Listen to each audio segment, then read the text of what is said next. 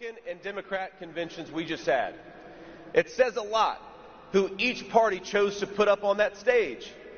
At the Republican convention, we were featuring everyday American workers, and of course, we had Hulk Hogan. And while it's tempting, and I'm sure it would make some big headlines, don't worry, everybody, I'm not going to try to take off my shirt here.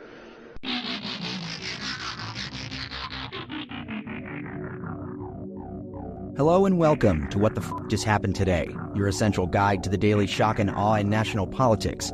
I'm Joe Amditis. Let's get to it. It's Thursday, August 29th, 2024. Welcome to day 1318. The Army defended the Arlington National Cemetery official involved in an incident with the Trump campaign, saying the employee was abruptly pushed aside and unfairly attacked after she sought to ensure adherence to cemetery rules that bar recording for political purposes. In a statement, the Army said, participants in the August 26th ceremony and the subsequent Section 60 visit were made aware of federal laws, Army regulations, and DoD policies which clearly prohibit political activities on cemetery grounds. This incident was unfortunate, and it is also unfortunate that the ANC employee and her professionalism has been unfairly attacked. Since the employee decided to not press charges due to concerns about retaliation, the Army therefore considers this matter closed.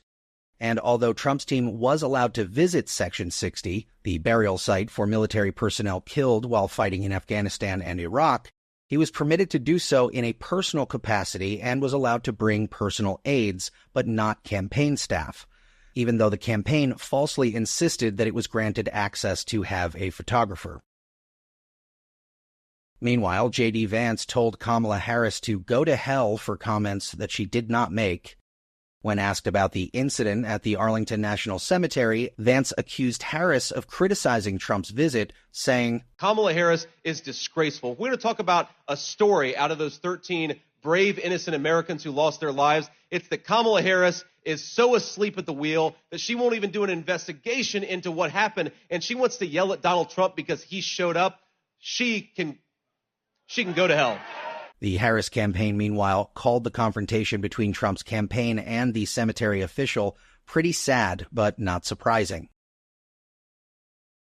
In related news, the International Association of Firefighters booed JD Vance during his speech at their conference, after Vance claimed that he and Donald Trump were the most pro-workers Republican ticket in history. The firefighters union booed him. President Trump and I are proud to be the most pro-worker Republican ticket in history. And I want to talk about why we're fighting for working people, why we're going to fight for unions and non-union alike. Vance then replied, Thank you, guys. Thank you so much. Well, Semper Fi, guys. Sounds like we got some fans and some haters. That's okay. Listen. And finally, the U.S. economy actually grew faster in the second quarter of 2024 than it was first reported. The latest reading of the GDP came in at 3%, an upward revision from the 2.8% rate that was reported last month.